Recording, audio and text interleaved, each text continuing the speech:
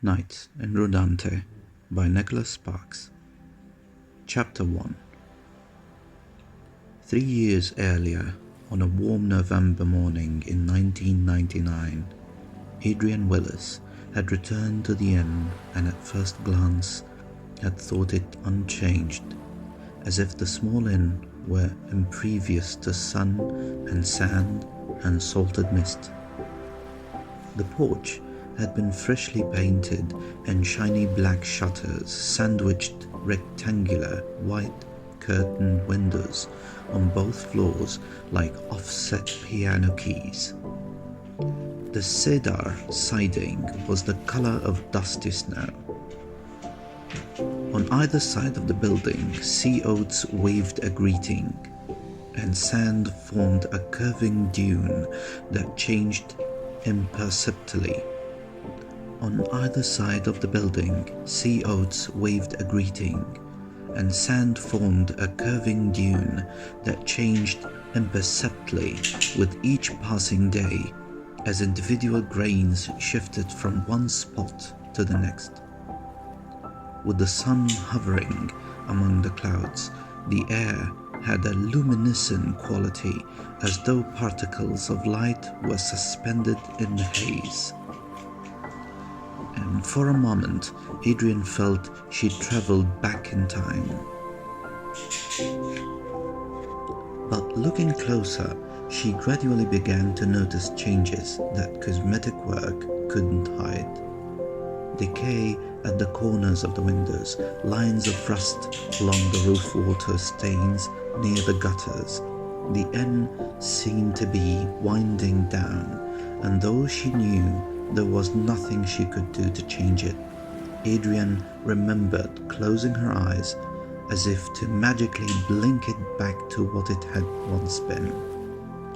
Now standing in the kitchen of her own home a few months into her 60th year, Adrian hung up the phone after speaking with her daughter. She sat at the table, reflecting on that last visit to the inn, remembering the long weekend she had once spent there. Despite all that had happened in the years that had passed since then, Adrian still held tight to the belief that love was the essence of a full and wonderful life. Outside, rain was falling. Listening to the gentle tapping against the glass, she was thankful for its steady sense of familiarity. Remembering those days always aroused a mixture of emotions in her, something akin to, but not quite, nostalgia. Nostalgia was often romanticized. With these memories, there was no reason to make them any more romantic than they already were. Nor did she share these memories with others. They were hers, and over the years she had come to view them as a sort of museum exhibit, one in which she was both the curator and the only patron. And in an odd way, Adrian had come to believe that she'd learned more in those 5 days than she had in all the years before or after. She was alone in the house. Her children were grown. Her father had passed away in 1996, and she had been divorced from Jack for 17 years now.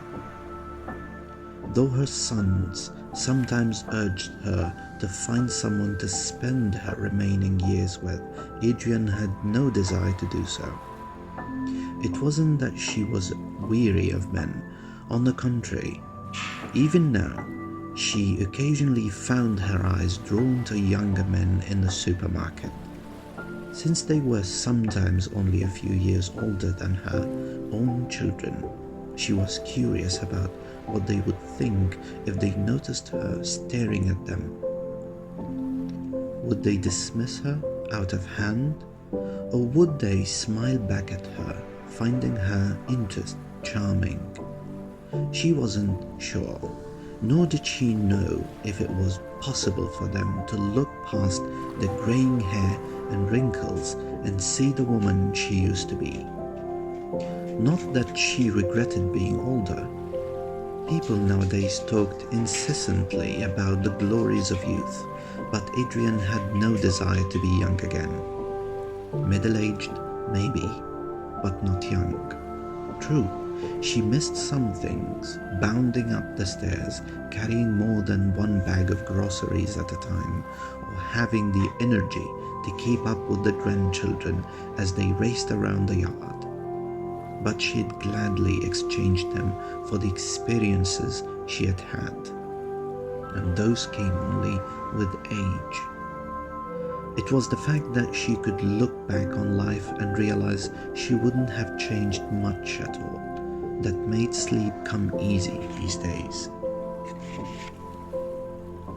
Besides, youth had its problems. Not only did she remember them from her own life, but she'd watched her children as they'd struggled, though the angst of adolescence and the uncertainty and chaos of their early 20s.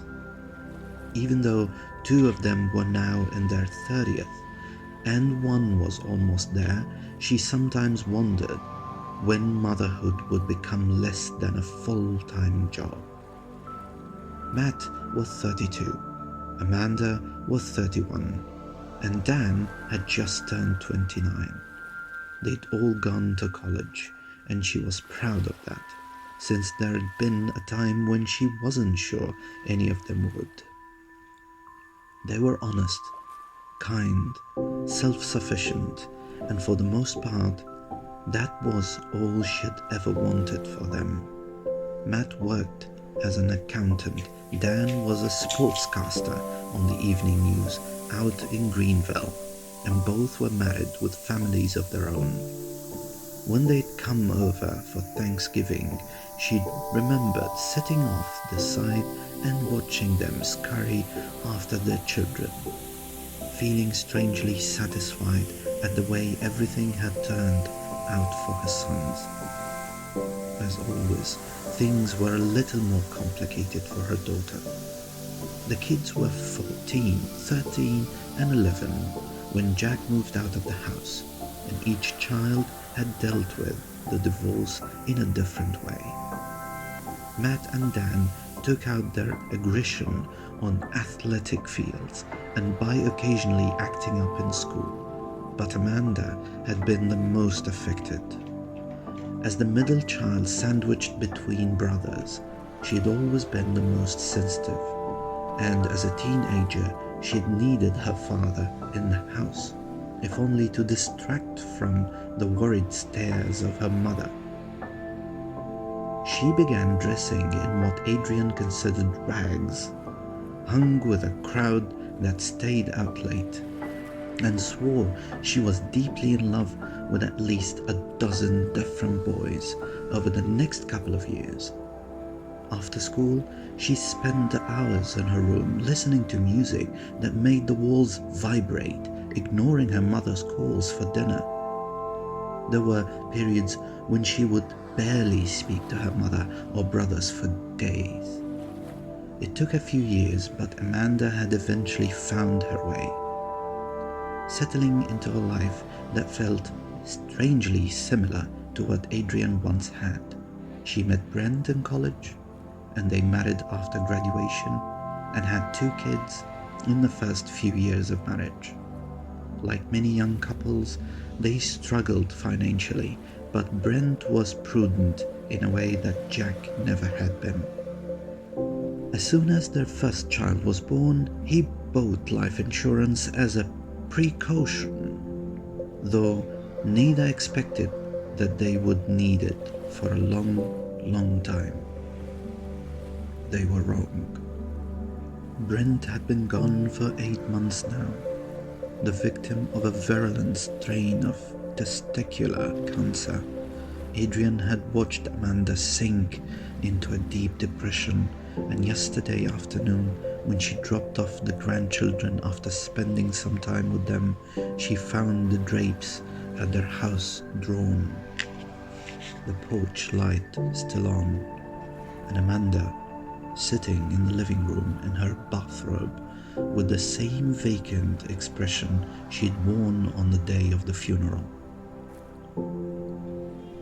It was then, while standing in Amanda's living room, that Adrian knew it. She knew it was time to tell her daughter about the past. 14 years. That's how long it had been. In all those years, Adrian had told only one person about what had happened. But her father had died with a secret, unable to tell anyone, even if he had wanted to. Her mother had passed away when Adrian was 35. And though they had had a good relationship, she had always been closest to her father. He was, she still thought, one of 2 men who had ever really understood her, and she missed him now that he was gone. His life had been typical of so many of his generation. Having learned a trade instead of going to college, he had spent 40 years in a furniture manufacturing plant, working for an hourly wage that increased by pennies each January.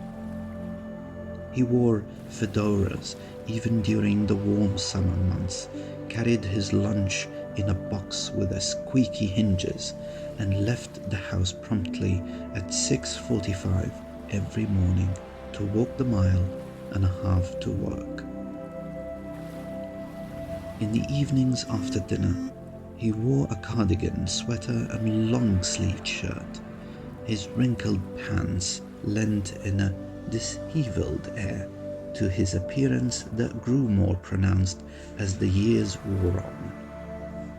Especially after the passing of his wife, he liked to sit in the easy chair with a yellow lamp glowing beside him, reading genres westerns and books about World War II. In the final years before his strokes, his old-fashioned spectacles, bushy eyebrows, and deeply lined face made him look more like a retired college professor than the blue-collar worker he had been. There was a peacefulness about her father that she had always yearned to emulate. He would have made a good priest or a minister, she'd often thought, and people who met him for the first time usually walked away with an impression that he was at peace with himself and the world. He was a gifted listener. With his chin resting in his hand, he never let his gaze stray from people's faces as they spoke, his expression mirroring empathy and patience, humor and sadness. Adrian wished that he were around for Amanda right now. He too had lost a spouse, and she thought Amanda would listen to him, if only because he knew how hard it really was. A month ago, when Adrian had gently tried to talk to Amanda about what she was going through, Amanda had stood up from the table with an angry shake of her head.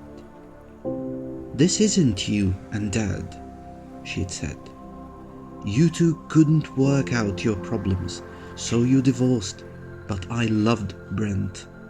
I'll always love Brent. And I lost him. You don't know what it's like to live through something like that."